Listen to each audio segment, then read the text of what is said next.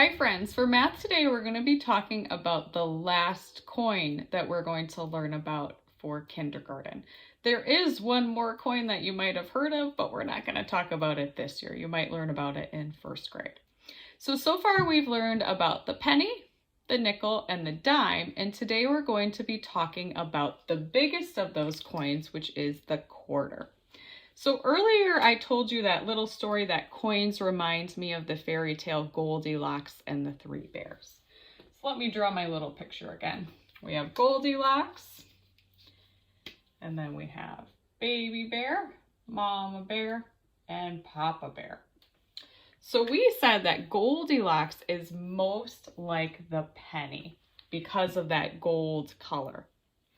Then we said that Mama Bear is most like the nickel because it is the medium-sized silver coin.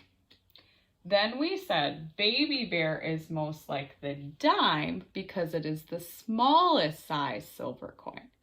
Today, the quarter is going to be our Papa Bear coin because it is the biggest of the silver coins that we are going to talk about in kindergarten. So today we're going to be learning about what the quarter looks like, the president on the face of the quarter, and then we're going to practice counting quarters at the end. I will tell you that quarters can be really tricky, but I'm going to be teaching you a little bit of a movement activity that can help us practice counting these coins. So let's go ahead and first take a look at what the quarter looks like. The quarter is the biggest of the silver coins that we are going to study. On the face of the quarter, we have a president, and on the back side of the quarter, we do not have a building, but we have another important symbol. Let's first take a look at the face of the quarter. On the face of the quarter, we have a president, and this is a president that you have probably heard of before. His name is George Washington. And George Washington is an important president because he was the first president of the United States. Now let's take a look at the back side of the quarter. On the back of the quarter is an important symbol for our country. It's not a building, but instead it's a bird, and this bird is the bald eagle. The bald eagle is important because not only is it a symbol of the United States of America, it's also a national bird. One thing that's cool about bald eagles is they live in Connecticut, and if you can go up to the State Street area in Hamden, there's lots of bald eagles that make nests there, which is really, really cool. So on the front side of our quarter, we have George Washington, and on the back side, we have the bald eagle. One thing that's interesting about quarters is because they're worth more than pennies, nickels, and dimes, you don't need as many of them to make a dollar.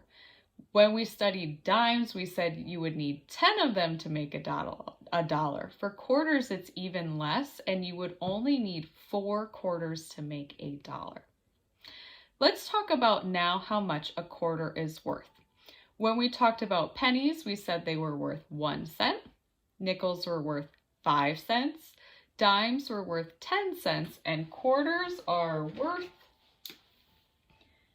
25 cents. Because we didn't ever learn how to count by 25s, quarters can be a little bit tricky to count. One thing that I like to teach kids is a little bit of a movement activity that helps me remember how to count quarters. So you can go ahead now and do this little activity with me, and I'll teach it to you, and then you can practice it together. So when I count quarters, I like to use my hands, and I'm going to put them in different places on my body as I say the numbers. So first we're going to put our hand like this and say 25. Do it with me. 25. Next, we're going to take our other hand like this, and now we're going to say 50. Do it with me. 50. Let's try those first two together. 25, 50. Let's do it one more time. 25, 50. The next step, we're going to cross our hand like this onto our shoulder, and this time we're going to say 75. Do that with me. 75. Can we try all three together? 25, 50, 50, 75. Good, let's do that one more time before we learn the last step.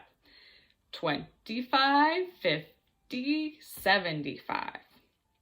The last step is to cross your other arm over, so you're making an X with your arms, and your last arm is going to say 100. Do that with me. 100.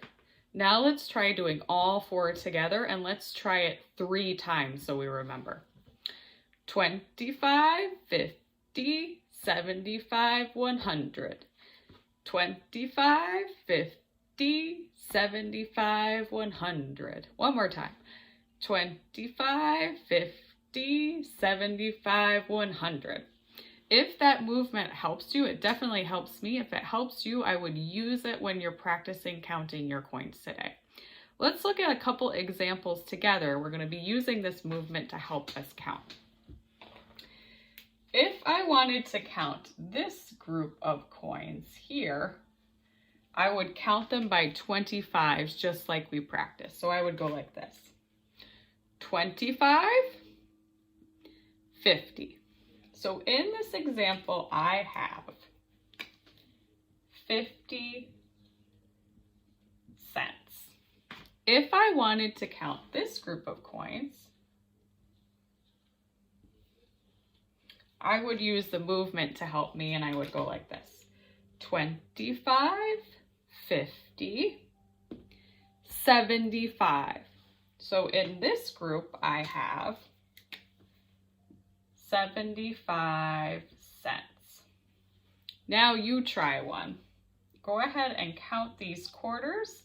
If the movement helps you, go ahead and use it. If you can remember the counting without the movement, you can do that too. Go ahead and count this group, and then we'll check your answer.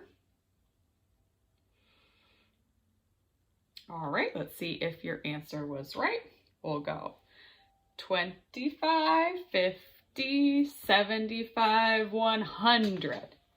So here we have 100 cents. You can write it as 100 cents like this, or you can write it as $1 because 100 cents equals $1.